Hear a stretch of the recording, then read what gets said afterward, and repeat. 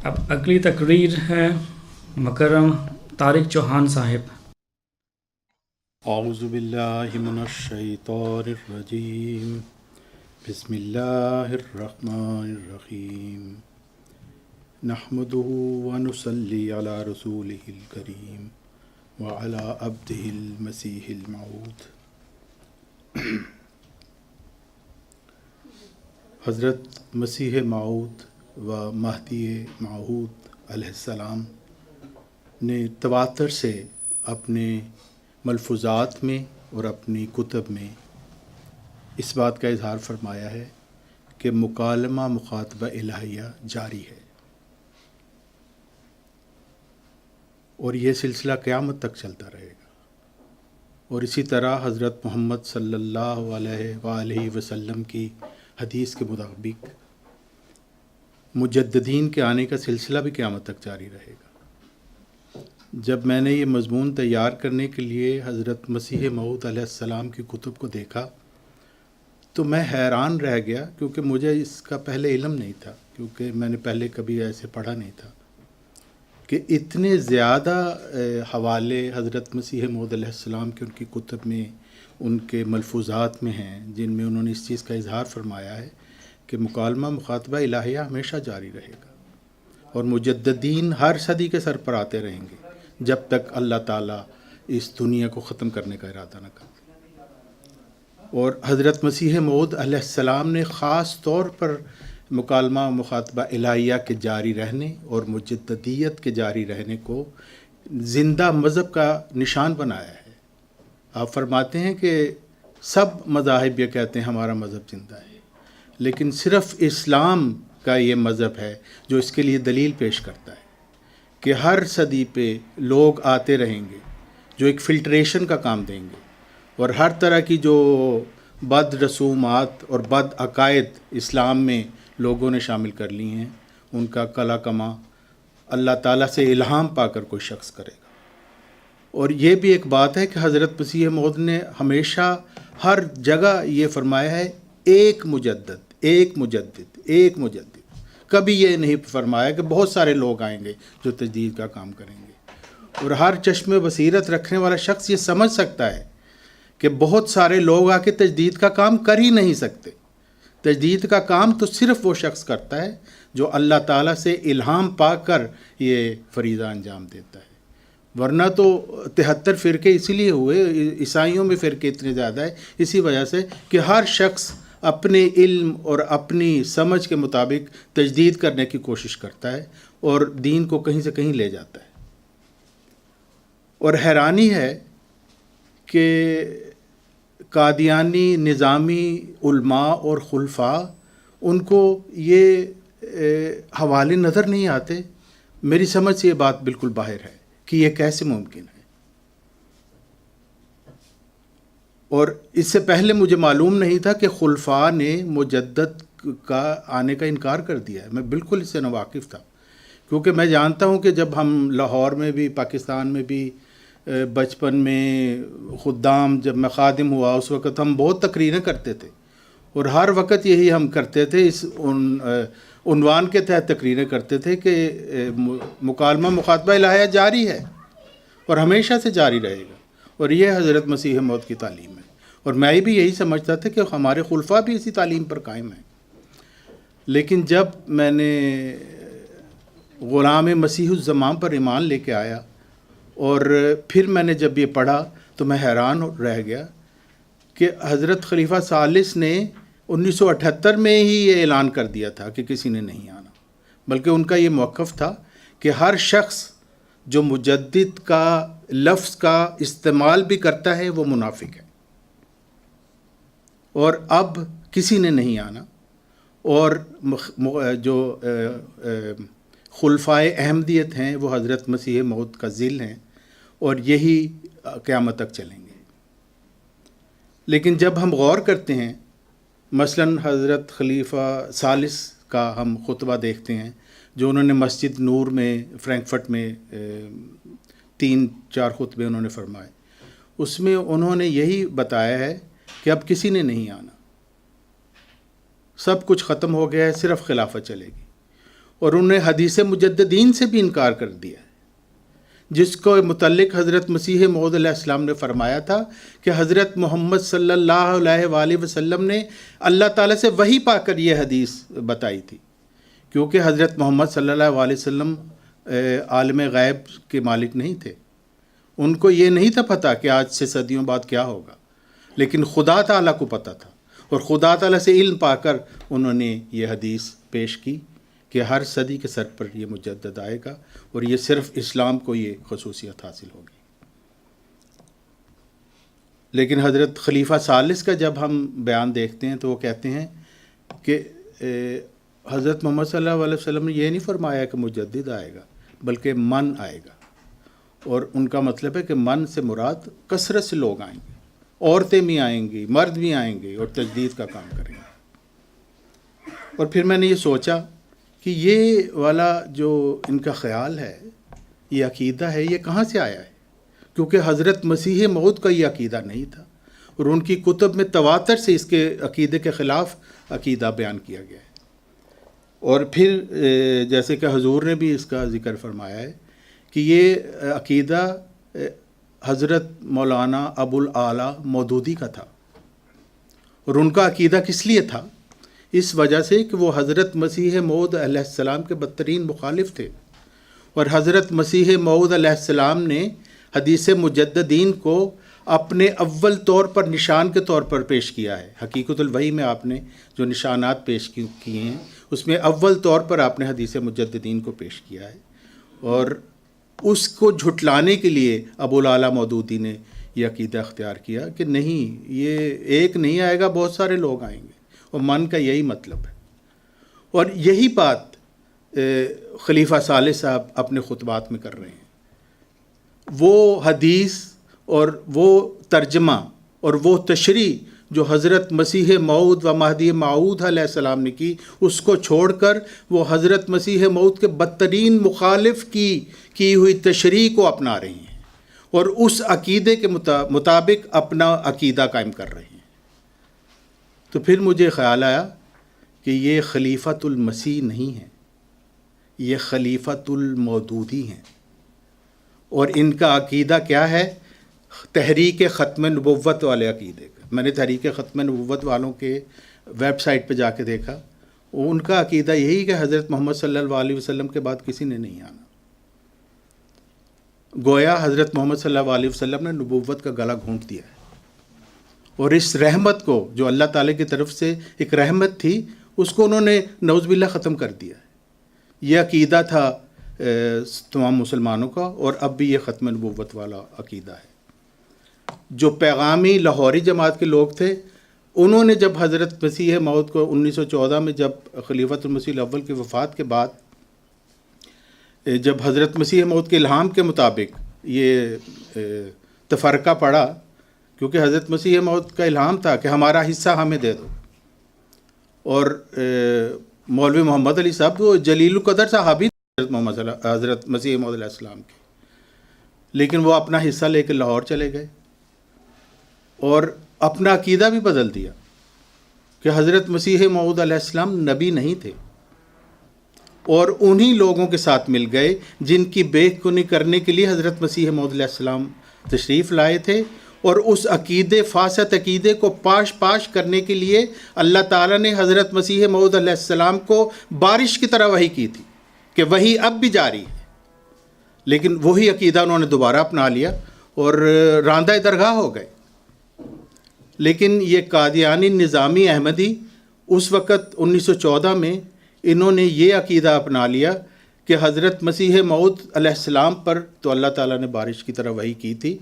لیکن اس کے بعد اللہ تعالیٰ نعوذ باللہ گونگا ہو گیا ہے، اب کسی نے نہیں آنا، اب کبھی کسی کو وحی نہیں ہوگی۔ اور وہ جو دعا ہم ہر روز کرتے ہیں دن میں 5 دفعہ نمازوں میں، اہدنا الصراط المستقیم صراط الذین انعمت علیہم، کہ اللہ تعالیٰ ہمیں منعم علیہ گروہ میں شامل کرنا۔ اور حضرت مسیح موعود علیہ السلام نے فرمایا ہے کہ وہ منعم علیہ گروہ کون ہے؟ کہ وہ جو اللہ اور اس کے رسول کی اطاعت کریں گے، ان کو یہ انعام ملیں گے کہ ان میں نبی ہوں گے، شہید ہوں گے، صدیق ہوں گے، شہید ہوں گے اور صالح ہوں گے۔ وہ یہ جو نظامی قادیانی احمدی اب بھی وہی نماز میں وہی سورہ فاتحہ پڑھتے ہیں، لیکن خود اپنے اوپر انہوں نے یہ انعامات حرام کر لیے ہیں کہ اب کسی نے نہیں آنا، خدا گونگا ہو گیا ہے۔ حالانکہ حضرت مسیح موعود علیہ السلام فرماتے ہیں کہ اگر خدا گونگا ہو گیا ہے تو کیا ثبوت ہے کہ وہ لولا نہیں ہے، وہ لنگڑا نہیں ہے، وہ اندھا نہیں ہے، وہ بہرا نہیں ہے۔ اگر اس کی ایک صفت ختم ہوتی ہے تو دوسری صفات کے متعلق بھی آپ کو شک پڑ جاتا ہے۔ لیکن یہ ایسا بدبخت عقیدہ ہے کہ حیرانی ہوتی ہے کہ یہ کیسے لوگ اس چیز کو برداشت کر سکتے ہیں۔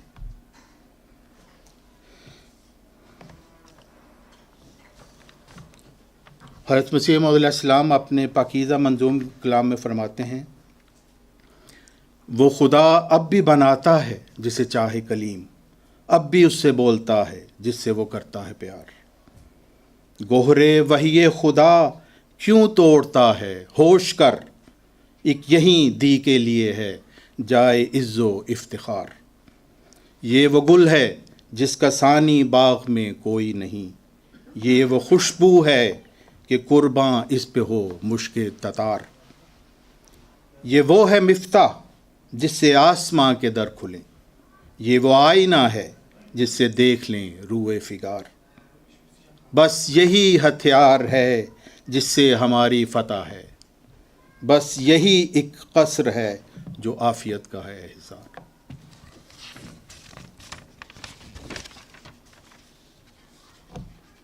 پھر حضرت مسیح موعود علیہ السلام نے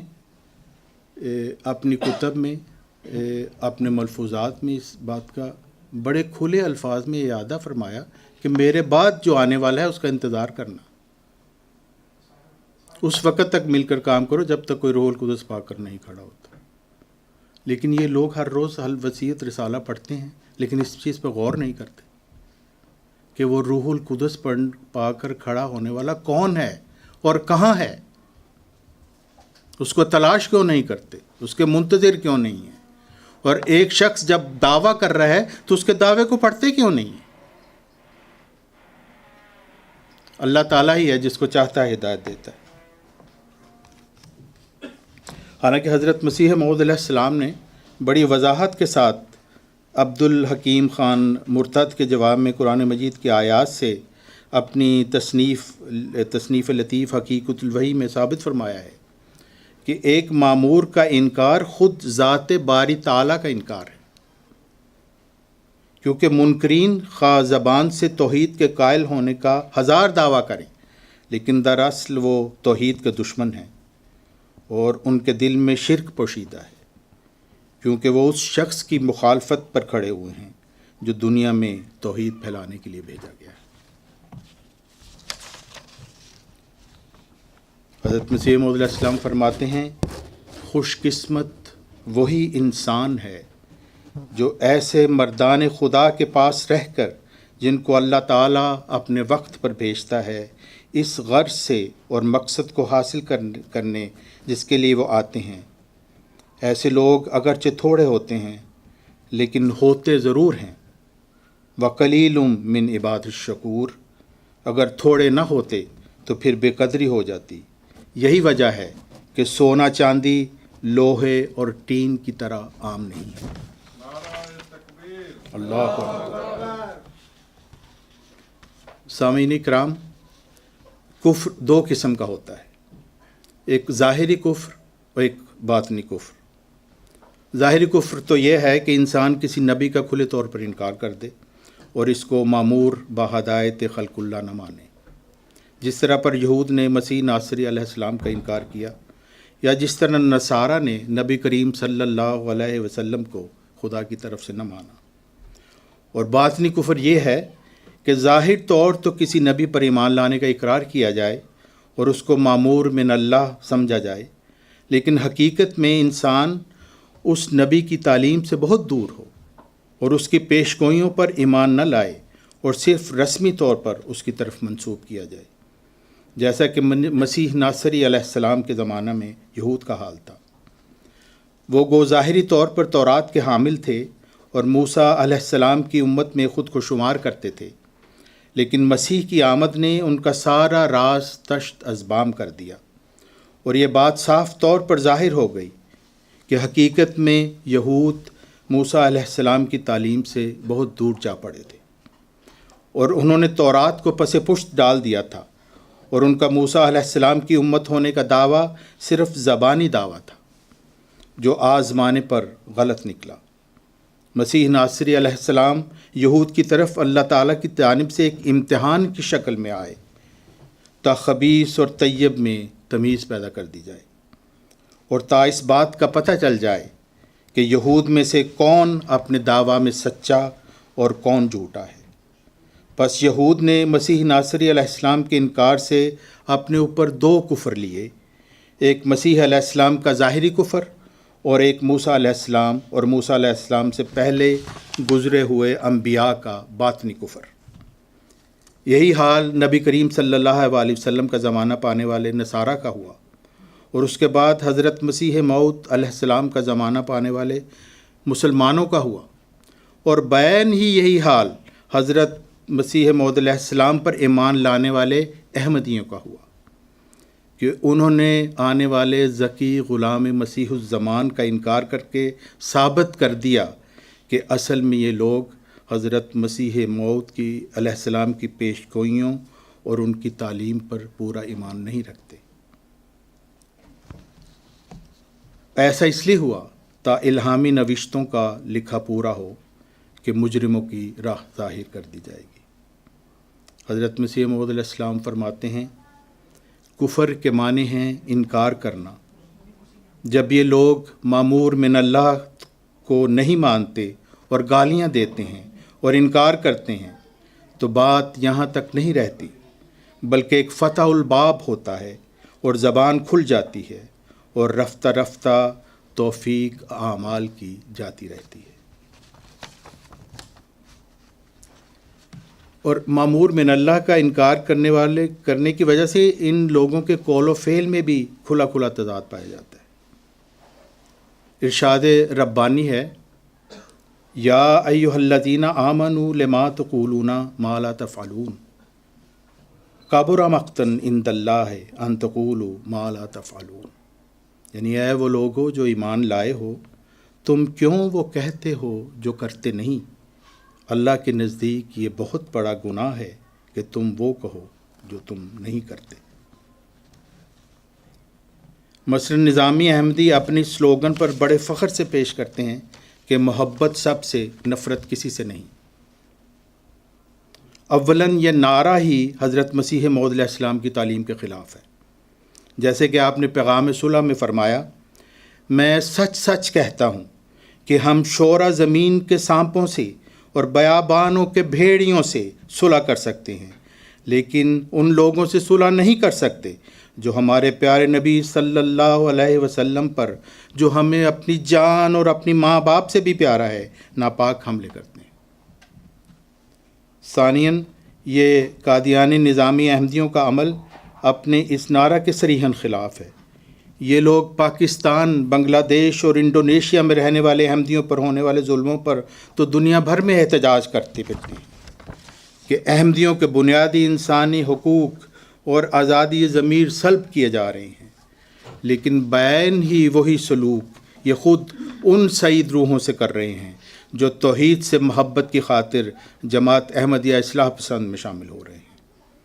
ان کا اخراج کیا جا رہا ہے، ان سے قطع تعلق کیا جا رہا ہے، ان کے عزیز و اقربا کو بلیک میل کے ذریعے قطع رحمی پر مجبور کیا جا رہا ہے،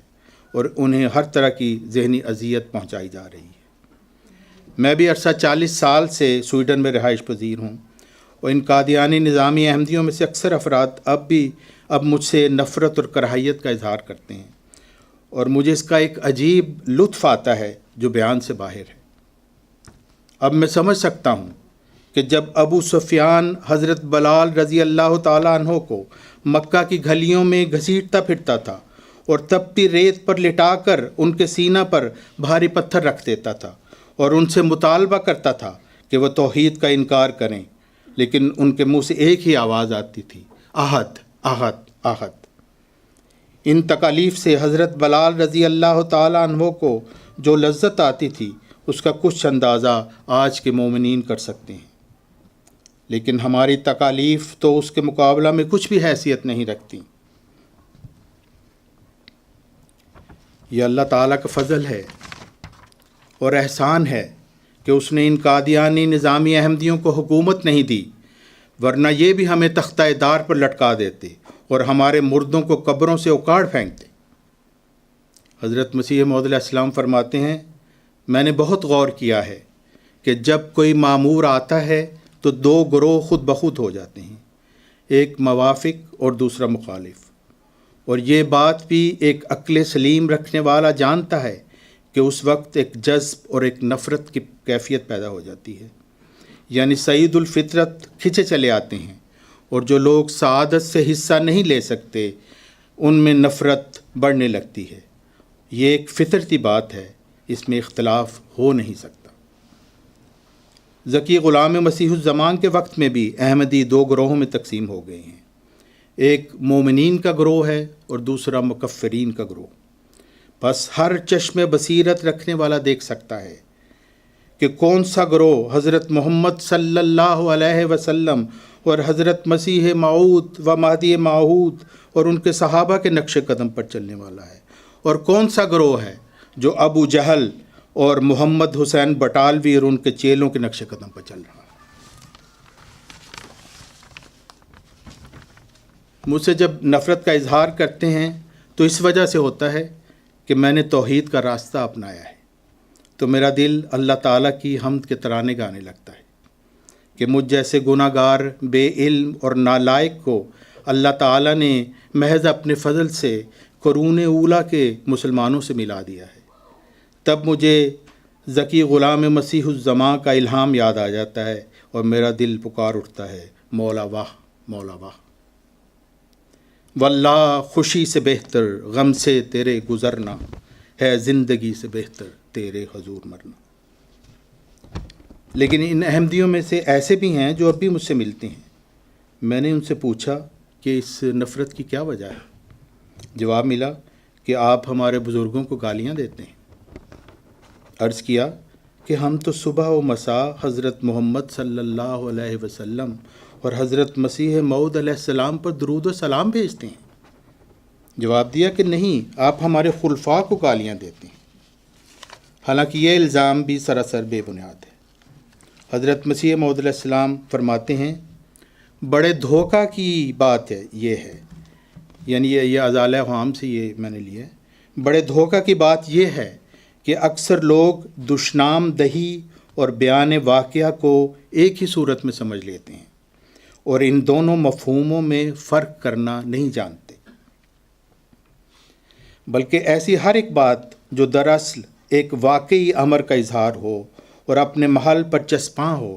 محض اس کی کسی قدر مرارت کی وجہ سے جو حق کوئی کے لازم حال ہوا کرتی ہے، دشنام دہی تصور کر لیتے ہیں۔ حالانکہ دشنام اور سب اور شتم فقط اسی مفہوم کا نام ہے جو خلاف واقعہ اور دروغ کے طور پر محض آزار رسانی کی غرض سے استعمال کیا جائے، اور اگر ہر ایک سخت اور آزار دہ تقریر کو محض باوجہ اس کی مرارت اور تلخی اور ایذا رسانی کے دشنام کے مفہوم میں داخل کر سکتے ہیں، تو پھر اقرار کرنا پڑے گا کہ سارا قرآن گالیوں سے پر ہے۔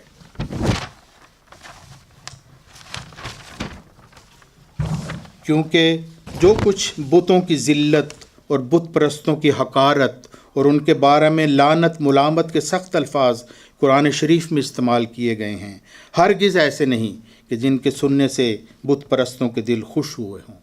بلکہ بلا شبہ ان الفاظ نے ان کے غصہ کی حالت کی بہت تحریک کی ہوگی۔ مثلا تمہارے معبود جہنم کا ایندھن ہے، اور کفار کو شر البریہ کہا گیا اور رذیل اور پلید مخلوقات سے بدتر وغیرہ کہا گیا۔ لیکن ہمارا کہنا تو صرف یہ ہے، ہم کسی کو گالیاں نہیں دیتے، ہمارا کہنا تو صرف وہی ہے جس کی خبر اللہ تعالیٰ نے ذکی غلام مسیح الزماں کو دی ہے، اور جس کے لیے اللہ تعالیٰ نے انہیں براہین قاطعہ سے نوازا ہے، اور وہ یہ ہے کہ حضرت خلیفہ ثانی اپنے دعوی مسلم موعود میں حق پر نہیں تھے، اور دوسرا یہ کہ جب حضرت مسیح موعود علیہ السلام کی پیشگوئی کے مطابق ذکی غلام مسیح الزماں اللہ تعالیٰ سے روح القدس پا کر کھڑا ہو گیا ہے تو خلافت خامسہ کا اب قطعاً کوئی جواز نہیں، کیونکہ جب اللہ تعالیٰ سے روح القدس پا کر آسمانی خلیفہ کھڑا ہو جاتا ہے تو پھر زمینی خلیفے اپنی وقت کھو بیٹھتے ہیں، کیونکہ آسمانی خلیفہ کا انتخاب اللہ تعالیٰ اپنی قدرت سے فرماتا ہے، اور یہ امر اظہر من الشمس ہے کہ اس خدائے قدیر کے انتخاب کے سامنے انسانوں کے انتخاب کی ایک رتی بھر کی بھی حیثیت رہی ہے۔ اب ہر عقل سلیم رکھنے والا شخص یہ سمجھ سکتا ہے کہ یہ دشنام ترازی نہیں بلکہ حق کا عین محل پر اظہار ہے۔ چھوڑ دو وہ راگ جس کو آسماں گاتا نہیں، اب تو ہیں اے دل کے اندھو دین کے گنگانے کے دن۔ لیکن یہ مخالفتیں اور اذیتیں تو تاریخ انبیاء کا حصہ ہیں اور الہی جماعتوں کی نشو و نما کے لیے انتہائی ضروری ہیں۔ حضرت مسیح موعود علیہ السلام فرماتے ہیں، دیکھو کاشتکاری میں سب چیزوں سے کام لیا جاتا ہے، پانی ہے، بیج ہے، مگر پھر بھی اس میں کھاد ڈالنے کی ضرورت رہتی ہے جو سخت ناپاک ہوتی ہے۔ بس اسی طرح ہمارے سلسلے کے لیے بھی یہ گندی مخالفت کھاد کا کام دیتی ہے۔ اللہ اکبر، زندہ باد۔ بس اے قادیانی نظامی احمدیو، اپنی تمام طاقتوں اور اپنے تمام وسائل اور اپنے تمام منصوبوں کو بروئے کار لاؤ اور ہم پر ستم ڈھانے میں کوئی دقیقہ فروگزاشت نہ کرو اور اپنی گندی مخالفت کو انتہا تک پہنچا دو۔ ہماری اس چھوٹی سی جماعت پر خوب ٹھٹھا کرو اور خوب ہنسو اور دل کھول کر کہہ کے لگاؤ، مگر یاد رکھو کہ قرآن مجید میں معمور من اللہ کا انکار کرنے والوں کو فاسقین اور بد کردار قوم اور مغضوب علیہم کے ناموں سے پکارا گیا ہے۔ اللہ اکبر۔ اگر تم انکار پر بضد رہو گے تو تمہاری عبادتیں اور تمہاری تہجدیں اور تمہاری مالی قربانیاں اللہ تعالیٰ کے فرشتے واپس تمہارے منہ پر ماریں گے اور تم خدا کا کچھ بھی بگاڑ نہیں سکو گے۔ ہنسی اور ٹھٹھا کرنے والوں کے متعلق حضرت مسیح موعود کو الہام ہوا، کفینک المستہزئین، یعنی ٹھٹھا کرنے والوں کے لیے ہم کافی ہیں۔ بس یہ انتہائی خوف کا اور استغفار کا مقام ہے۔ اور پھر اگر مجھ جیسا بے علم اور نالائق انسان توحید کی راہ پر گامزن ہو سکتا ہے تو یہ راستہ ہر ایک کے لیے کھلا ہے۔ میں نے بھی اپنے رب کے حضور یہی دعا کی تھی کہ اے میرے پیارے اللہ تعالیٰ، تجھے اپنی توحید بہت پیاری ہے، مجھے بھی تو بہت پیارا ہے اور تیری توحید مجھے بھی بہت پیاری ہے۔ میں بے علم اور نالائق ہوں، تو اپنے فضل سے مجھے اس راہ پر چلا دے جو تیری توحید کی راہ ہے۔ اور اس دعا کے بعد جب میں نے حضرت مسیح موعود علیہ السلام کی کتب کا مطالعہ شروع کیا تو اللہ تعالیٰ نے محض اپنے فضل کو کرم سے میری رہنمائی فرمائی اور مومنین میں شامل ہونے کی توفیق عطا فرمائی۔ الحمدللہ۔ اور تعداد کی بحث تو ویسے ہی فضول ہے، کیونکہ اس وقت اربوں کی تعداد میں لوگ موجود ہیں جنہوں نے حضرت مسیح موعود علیہ السلام کا انکار کیا اور مغضوب علیہم میں شامل ہیں، لیکن اس امر سے حضرت مسیح موعود علیہ السلام کی صداقت پر ایک ذرہ برابر بھی اثر نہیں پڑتا۔ حضرت مسیح موعود علیہ السلام سورہ سبا کی تفسیر میں فرماتے ہیں، خدا تعالیٰ قرآن شریف میں فرماتا ہے، قلیل من عباد الشکور، شاکر اور سمجھدار بندے ہمیشہ کم ہوتے ہیں جو کہ حقیقی طور پر قرآن مجید پر چلنے والے ہیں، اور خدا تعالیٰ نے ان کو اپنی محبت اور تقوی عطا کیا ہے۔ وہ خواہ قلیل ہوں مگر اصل میں وہی سواد اعظم ہے۔ پھر فرمایا، اللہ تعالیٰ کثرت اور تعداد کے روب میں نہیں آتا۔ دیکھو حضرت نوح علیہ السلام کے وقت کس قدر مخلوق غرق آب ہوئی، اور ان کے مقابل جو لوگ بچ گئے ان کی تعداد کس قدر کم تھی۔ اور مزید یہ کہ یہ نظامی قادیانی احمدی اپنے خلیفہ کے لیے تو ایسی غیرت رکھتے ہیں کہ اس وجہ سے نظام جماعت سے اخراج کی سزا دیتے ہیں۔ اور وصیتیں منسوخ کر دیتے ہیں، لیکن حضرت مسیح موعود علیہ السلام کے فرمان کی ایک ذرہ بھر غیرت ان میں نہیں۔ حضرت مسیح موعود رسالہ الوصیت میں فرماتے ہیں، اگر کوئی شخص وصیت کر کے اپنے ضعف ایمان کی وجہ سے اپنی وصیت سے منکر ہو جائے یا اس سلسلہ سے روگردان ہو جائے تو گو انجمن نے قانونی طور پر اس کے مال پر قبضہ کر لیا ہو، پھر بھی جائز نہ ہوگا کہ وہ مال اپنے قبضہ میں رکھے، بلکہ وہ تمام مال واپس کرنا ہوگا، کیونکہ خدا کسی کے مال کا محتاج نہیں اور خدا کے نزدیک ایسا مال رد کرنے کے لائق ہے۔ لیکن یہ ان قادیانی نظامی احمدیوں کو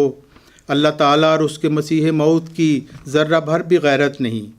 اگر ایسا ہوتا تو یہ مومنین کی وصیت منسوخ کرنے سے پہلے ان کی ایک ایک پائی ان کو واپس کر دیتے، لیکن ان کا بظاہر یہ عقیدہ معلوم ہوتا ہے کہ خدا تو کسی کے مال کا محتاج نہیں، لیکن ہم تو ہیں، اس لیے ہم مومنین کو دکھ بھی دیں گے، اذیتیں بھی لیں گے اور ان کے مالوں سے خوب عیش بھی کریں گے۔ اے دل کے اندھو، کاش تم جیسی محبت ایک عاجز انسان سے کرتے ہو، ایسی محبت مالک دو جہاں سے بھی کرتے تا ضالین میں شامل ہونے سے بچ جاتے۔ حضرت مسیح موعود علیہ السلام فرماتے ہیں الوصیت میں،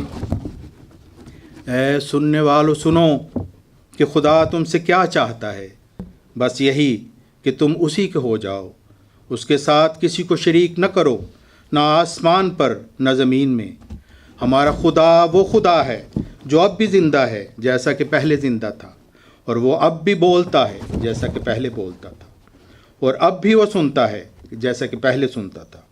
یہ خیال خام ہے کہ اس زمانہ میں وہ سنتا تو ہے مگر بولتا نہیں، بلکہ وہ سنتا ہے اور بولتا بھی ہے۔ اس کی تمام صفات ازلی ابدی ہیں، کوئی صفت بھی معطل نہیں اور نہ کبھی ہوگی۔ وہ مجمع ہے تمام صفات کاملہ کا، اور مظہر ہے تمام محمد حق کا، اور سرچشمہ ہے تمام خوبیوں کا، اور جامع ہے تمام طاقتوں کا، اور مبدا ہے تمام فیضوں کا، اور مرجع ہے ہر شے کا، اور مالک ہے ہر ایک ملک کا، اور متصف ہے ہر ایک کمال سے، اور منزہ ہے ہر ایک عیب اور ذوف سے۔ سب عبادتوں کے لائق وہی ہے۔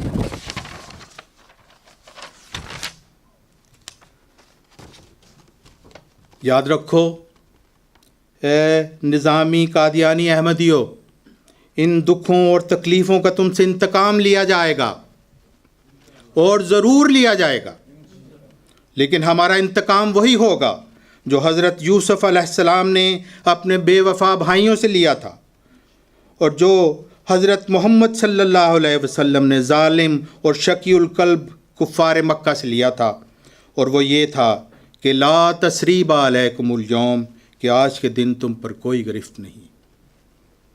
اب بھی جب ظلم اور بربریت اپنی انتہا کو پہنچے گی تو ہمارے دل سے وہی پکار نکلے گی جو ہمارے آقا و مولا حضرت محمد صلی اللہ علیہ وآلہ وسلم کی زبان سے نکلی تھی، اس وقت جب طائف کے اوباشوں نے سنگ باری کر کے جس میں مبارک لہو لہان کر دیا تھا، آپ نے اپنے رب سے التجا کی تھی، اللہم اہد قومی فإنہم لا یعلمون، اے میرے پیارے اللہ تعالیٰ میری قوم کو ہدایت دے کہ یہ جانتے نہیں۔ لیکن حضرت مسیح موعود علیہ السلام کے الہامات سے ظاہر ہے کہ اللہ تعالیٰ ان لوگوں میں سے سعید روحوں کو ضرور حق کو قبول کرنے کی توفیق بخشے گا۔ چنانچہ اللہ تعالیٰ نے آپ کو مخاطب کر کے فرمایا، تیرے تابعین کا گروہ پہلوں میں سے ہوگا اور ایک گروہ پچھلوں میں سے ہوگا۔ پھر فرمایا، ان قریب ہے کہ خدا تم میں اور تمہارے دشمنوں میں دوستی کر دے گا، اور تیرا خدا ہر چیز پر قادر ہے۔ اس روز وہ لوگ سجدے میں گریں گے یہ کہتے ہوئے کہ اے ہمارے خدا، ہمارے گناہ معاف کر، ہم خطا پر تھے، آج تم پر کوئی سرزنش نہیں، خدا معاف کرے گا، وہ ارحم الراحمین ہے۔ پھر فرمایا، غضب الہی کے ایام، اور پھر الہام ہوا، میں سخت غضبناک ہوا، اور پھر الہام ہوا وہ سعید لوگوں کو بچا لے گا۔ اللہ تعالیٰ اپنے فضل سے وہ دن جلد لائے۔ ایک اور امر جس سے نظامی احمدیوں کے قول و فعل کے تضاد کا پتہ چلتا ہے وہ یہ ہے کہ زبان سے تو یہ اقرار کرتے ہیں کہ خلیفہ خدا بناتا ہے، لیکن عملی طور پر خلیفہ کو خدا کا درجہ دے چکے ہیں۔ مثلا میری چند نظامی قادیانی نظامی احمدی احباب سے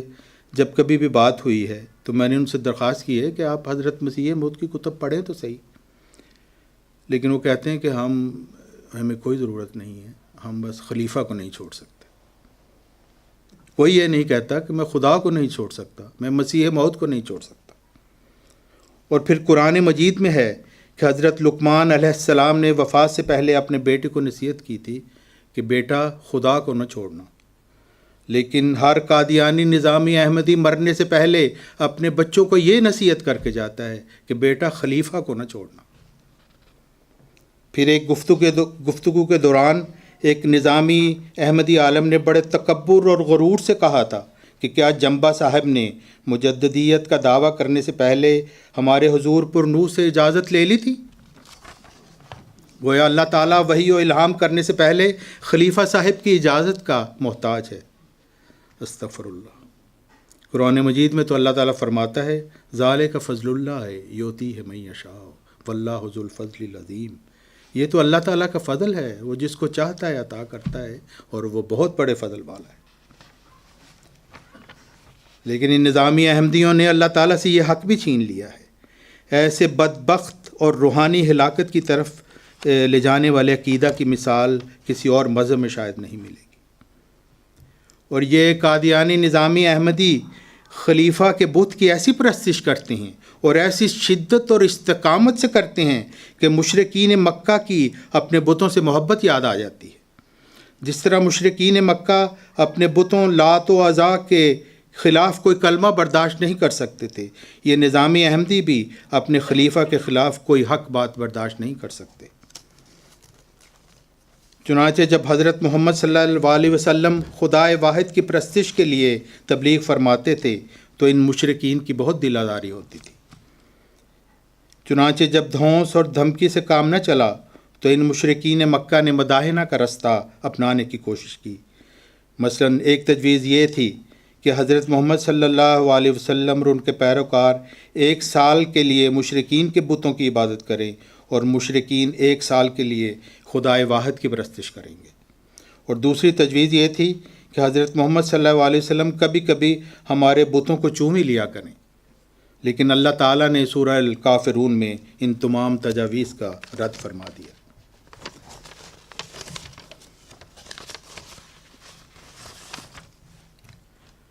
جب توحید کے ساتھ ایسا بھیانک کھلواڑ کیا جا رہا ہو تو وہ قادر خدا کس طرح سے صرف نظر فرما سکتا تھا؟ حضرت مسیح موعود علیہ السلام فرماتے ہیں یاد رکھو شرک کی قسمیں ہوتی ہیں، ان میں سے ایک شرک جلی کہلاتا ہے اور دوسرا شرک خفی۔ اور شرک خفی یہ ہے کہ انسان کسی شے کی تعظیم اس طرح کرے جس طرح اللہ تعالیٰ کی کرتا ہے یا کرنی چاہیے، یا کسی شے سے اللہ تعالیٰ کی طرح محبت کرے یا اس سے خوف کرے یا اس پر توکل کرے۔ عیسائیوں نے تو اس واحد و یگانہ کا شریک ایک پیشاب اور پخانہ کرنے والے عاجز انسان کو بنا کر توحید پر کھلا حملہ کیا تھا، لیکن قادیانی نظامی احمدیوں نے ایک عاجز انسان کو خلیفہ کے نام پر وہ عزت و تکریم دے دی جو صرف اس خالق ارض و سما کا حق ہے، اور اس طرح توحید پر ایک کمانڈو حملہ کیا ہے اور ایک شب خون مارا ہے۔ مسیح موعود علیہ السلام فرماتے ہیں کہ مغضوب علیہم کی سزا تو اس دنیا میں ملتی ہے، لیکن ظالمین کی سزا اللہ تعالیٰ قیامت کے دن اپنے ہاتھ سے دے گا۔ اللہ تعالیٰ ان کو ایسی روحانی ہلاکت سے بچائے، کیونکہ شرک ایک ایسا گناہ کبیرہ ہے کہ قریب ہے کہ زمین و آسمان پھٹ پڑیں اور پہاڑ ریزہ ریزہ ہو کر گر پڑیں۔ نیز حضرت مسیح موعود علیہ السلام کے 2 کشوف میں جماعت احمدیہ کے جادہ حق سے بھٹکنے کی بھی پیش گوئی ہے۔ ایک کشف میں آپ نے دیکھا کہ آپ صاحبزادہ مرزا شریف احمد سے فرما رہے ہیں تو ہماری جگہ بیٹھ ہم چلتے ہیں، اور پھر ایک اور جگہ آپ نے کشف میں دیکھا کہ کوئی شخص صاحبزادہ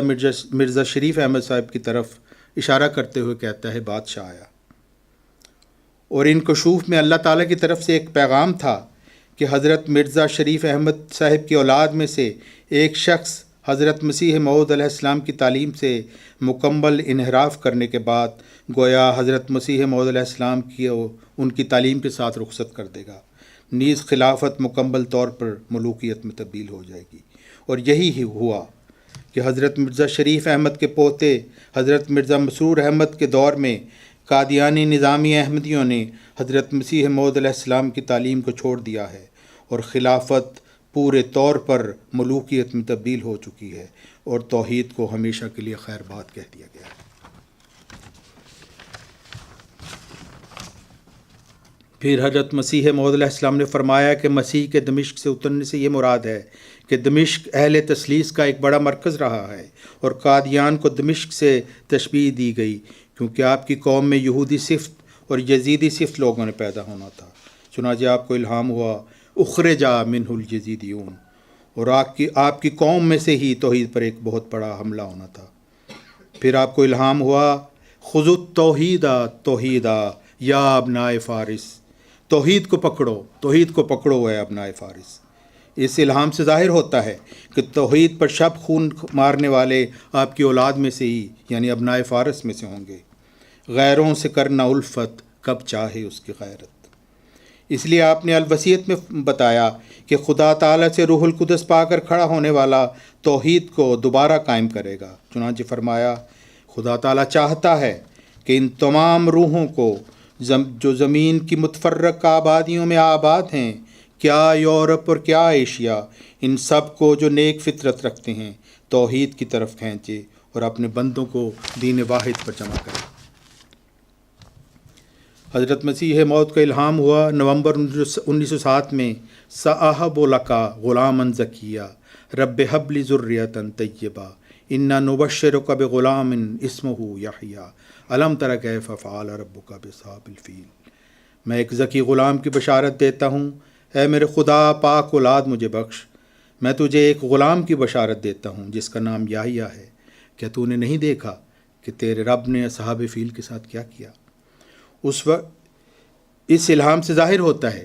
کہ جب موعود بیٹا مبعوث فرمائے گا اس وقت اصحاب فیل کے حملہ کی طرح توحید پر ایک عظیم حملہ کیا جائے گا اور اللہ تعالیٰ اپنی تدبیر سے توحید کو اس حملہ سے بچائے گا۔ جس طرح اللہ تعالیٰ نے خانہ کعبہ پر ہونے والے حملوں کو چھوٹے چھوٹے پرندوں سے ناکام و نامراد کر دیا تھا، اسی طرح بظاہر ایک کمزور اور قلیل تعداد والی جماعت کے ذریعہ سے اللہ تعالیٰ توحید پر شب خون مارنے والوں کو ملیا میٹ کر دے گا، اور جن کو دنیاوی وسائل پر بھی بھروسہ ہوگا ان کے کچھ بھی کام نہ آ سکیں گے انشاءاللہ۔ بس اے ابنائے فارس،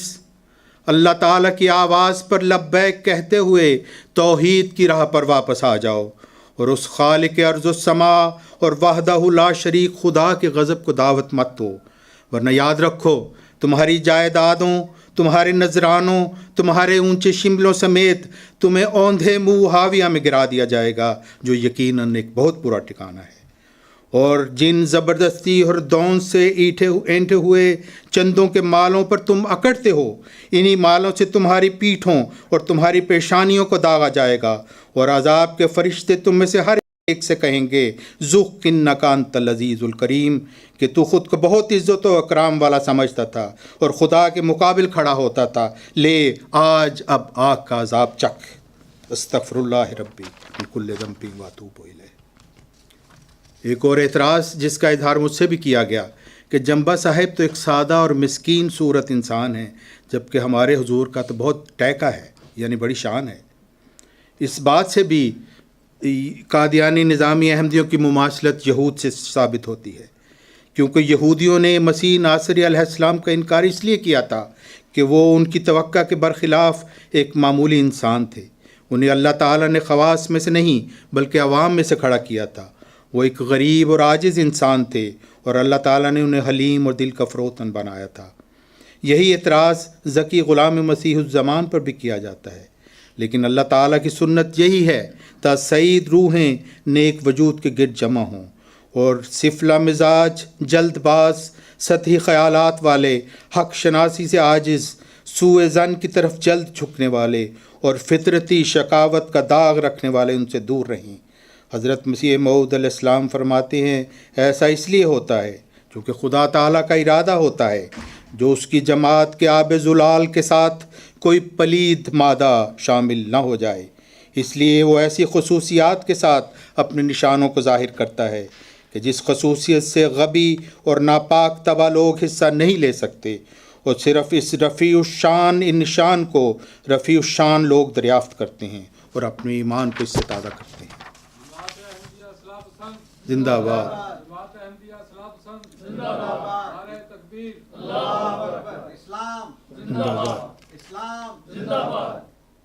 حضرت مسیح موعود علیہ السلام مدالہ اوہام میں تحریر فرماتے ہیں یہ قادر مطلق کا کام ہے، اس سے کچھ تعجب نہیں کرنا چاہیے، اس کے عجائبات قدرت اسی طرح پر ہمیشہ ظہور فرما ہوتے ہیں کہ وہ غریبوں اور حقیروں کو عزت بخشتا ہے اور بڑے بڑے معززوں اور بلند مرتبہ لوگوں کو خاک میں ملا دیتا ہے۔ بڑے بڑے علماء فضلاء اس کے آستانہ فیض سے بکلی بے نصیب اور محروم رہ جاتے ہیں، اور ایک ذلیل حقیر امی جاہل نالائق منتخب ہو کر مقبولین کی جماعت میں داخل کر لیا جاتا ہے۔ ہمیشہ سے اس کی کچھ ایسی ہی عادت ہے اور قدیم سے وہ ایسا ہی کرتا چلا آیا ہے۔ وَذَلِكَ فَضْلُ اللَّهِ يُؤْتِيهِ مَن يَشَاءُ۔ اور روح القدس پا کر کھڑا ہونے والے کے متعلق تو اللہ تعالیٰ جو علیم و قدیر ہے جانتا تھا کہ یہ اعتراض آنے والے پر کیا جائے گا، چنانچہ اللہ تعالیٰ کے الہام کی روشنی میں حضرت مسیح موعود علیہ السلام نے الوصیت میں یہ تحریر فرمایا، اور تمہیں یاد رہے کہ ہر ایک کی شناخت اس کے وقت پر ہوتی ہے، اور قبل از وقت ممکن ہے کہ وہ معمولی انسان دکھائی دے یا بعض دھوکہ دینے والے خیالات کی وجہ سے قابل اعتراض ٹھہرے، جیسا کہ قبل از وقت ایک کامل انسان بننے والا بھی پیٹ میں صرف ایک نطفہ یا علقہ ہوتا ہے۔ ایک اور امر جو قابل غور ہے وہ یہ ہے کہ اسلام الہی میں ذکی غلام کو یحییٰ کے نام سے پکارا گیا ہے۔ حضرت مسیح موعود علیہ السلام کو بھی یحییٰ کا نام دیا گیا تھا، چنانچہ حضور کا الہام ہے یا یحییٰ خذ الکتاب بقوۃ والخیر کلہ فی القرآن، یعنی اے یحییٰ کتاب کو قوت سے پکڑ لے، ہر بھلائی قرآن میں ہے۔ حضرت مسیح موعود فرماتے ہیں کہ اس میں ہم کو حضرت یحییٰ کی نسبت دی گئی ہے کیونکہ حضرت یحییٰ کو یہود کی ان اقوام سے مقابلہ کرنا پڑا تھا جو کتاب اللہ توریت کو چھوڑ بیٹھے تھے اور حدیثوں کے گرویدہ ہو رہے تھے۔ ذکی غلام مسیح الزمان کو بھی یحییٰ کا نام دیا گیا کیونکہ اس زمانہ میں بھی ان کی قوم نے کتاب اللہ کے ساتھ ساتھ حدیثوں کا بھی انکار کر دیا،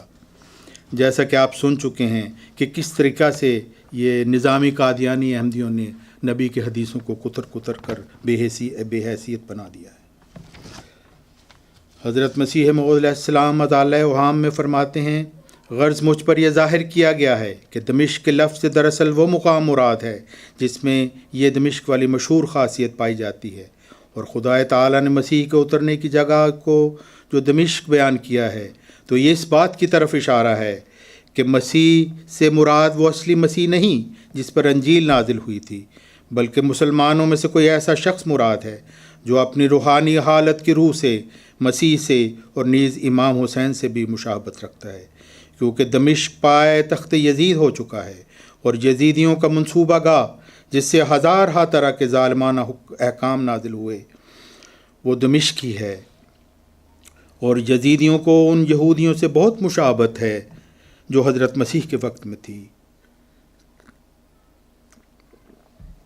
ایسا ہی حضرت امام حسین علیہ السلام کو بھی اپنی مظلومانہ زندگی کی روح سے حضرت مسیح سے غایت درجہ کی مماثلت ہے، بس مسیح کا دمشق میں اترنا صاف دلالت کرتا ہے کہ کوئی مسیح جو حسین سے بھی بوجہ مشابہت ان دونوں بزرگوں کے مماثلت رکھتا ہے، یزیدیوں کی تنبیہ اور ملزم کرنے کے لیے جو مسیل یہود ہیں اترے گا،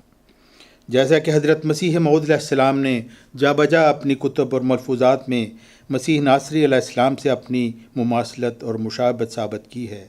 لیکن حضرت امام حسین سے مشابہت کا اس طرح اظہار نہیں ملتا، لیکن اس مشابہت کا اظہار ذکی غلام مسیح الزمان کے دور میں ہوتا نظر آ رہا ہے، اور یہ کوئی عجیب بات نہیں کیونکہ بعض پیش گوئیاں متبعین کے ذریعے پوری ہوتی ہیں۔ چنانچہ جس طرح حضرت امام حسین علیہ السلام یزید پلید کی ناجائز خلافت کے خلاف آواز اٹھائی اور جہاد کیا اور اس راہ میں یزیدی ظلم و بربریت کا نشانہ بنے اور اس راہ میں اپنی جان کا نذرانہ دے کر شہادت کا عظیم مرتبہ پایا اور تمام دنیا اسلام کو بابانگ دہل یہ پیغام دیا کہ اسلام میں خلافت راشدہ کا سلسلہ مطلقاً منقطع ہو چکا ہے،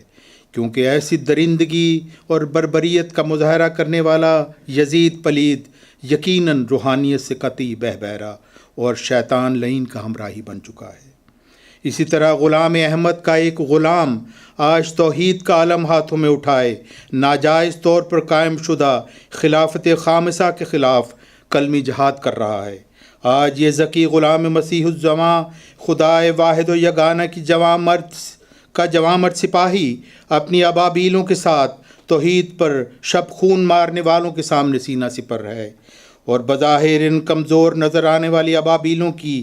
کے کلمی کنکروں سے خدائے قدیر نے ایسی قوت بھر دی ہے کہ ان اصحاب فیل پر ایک موسلا دھار کی طرح یہ برسیں گی اور عن قریب انہیں کھائے ہوئے بھوسا کی مانند کر دیں گے انشاءاللہ۔ اللہ اکبر۔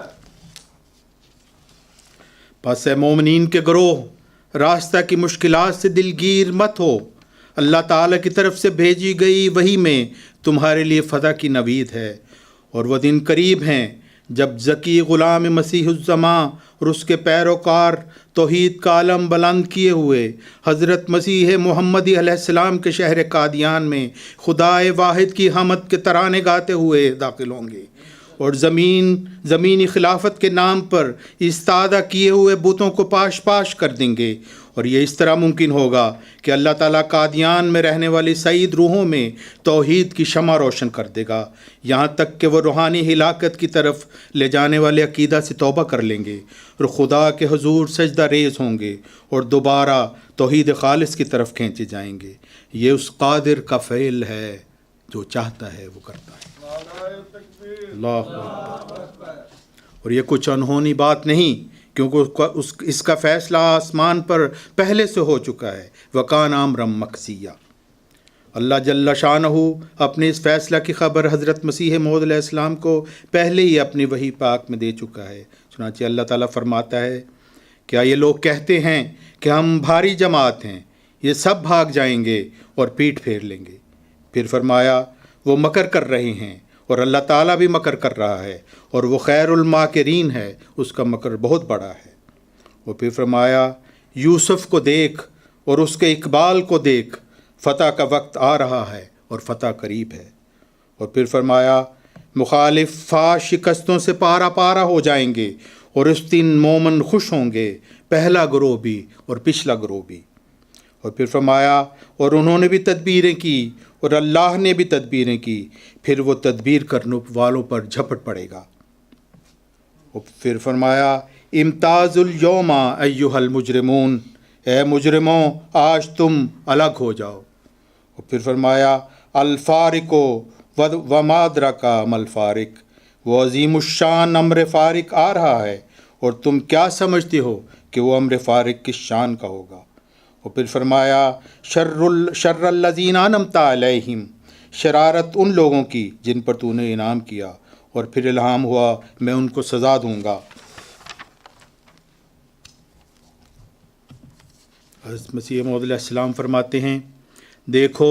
میں تمہیں سچ سچ کہتا ہوں کہ وہ آدمی ہلاک شدہ ہے جو دین کے ساتھ کچھ دنیا کی ملونی رکھتا ہے، اور اس نفس جہنم بہت قریب ہے جس کے تمام ارادے خدا کے لیے نہیں ہیں، بلکہ کچھ خدا کے لیے اور کچھ دنیا کے لیے۔ بس اگر تم دنیا کی ایک ذرہ بھی ملونی اپنے اغراض میں رکھتے ہو تو تمہاری تمام عبادتیں عبث ہیں۔ اس صورت میں تم خدا کی پیروی نہیں کرتے بلکہ شیطان کی پیروی کرتے ہو۔ تم ہرگز توقع نہ کرو کہ ایسی حالت میں خدا تمہاری مدد کرے گا، بلکہ تم اس حالت میں زمین کے کیڑے ہو، اور تھوڑے ہی دنوں میں تم اس طرح ہلاک ہو جاؤ گے جس طرح کے کیڑے ہلاک ہوتے ہیں، اور تم میں خدا نہیں ہوگا بلکہ تمہیں ہلاک کر کے خدا خوش ہوگا۔ اور پھر فرمایا، ابتلاؤں کا آنا ضروری ہے تا خدا تمہاری آزمائش کرے کہ کون اپنے دعوی بیت میں صادق اور کون کاذب ہے۔ جو کسی ابتلا سے لغزش کھائے گا وہ کچھ بھی خدا کا نقصان نہیں کرے گا، اور بدبختی اس کو جہنم تک پہنچائے گی۔ اگر وہ پیدا نہ ہوتا تو اس کے لیے اچھا تھا۔ اللہ اکبر۔ بس اے میرے دوستو صلی اللہ علیہ وسلم، اللہ اکبر۔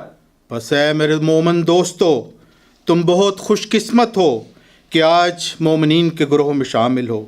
تم نے حضرت مسیح موعود علیہ السلام کی پیش گوئی کے مطابق روح القدس پا کر کھڑے ہونے والے پر ایمان لا کے ثابت کر دیا ہے کہ تم اللہ اور اس کے رسول اور مسیح محمدی کے سچے وفادار ہو۔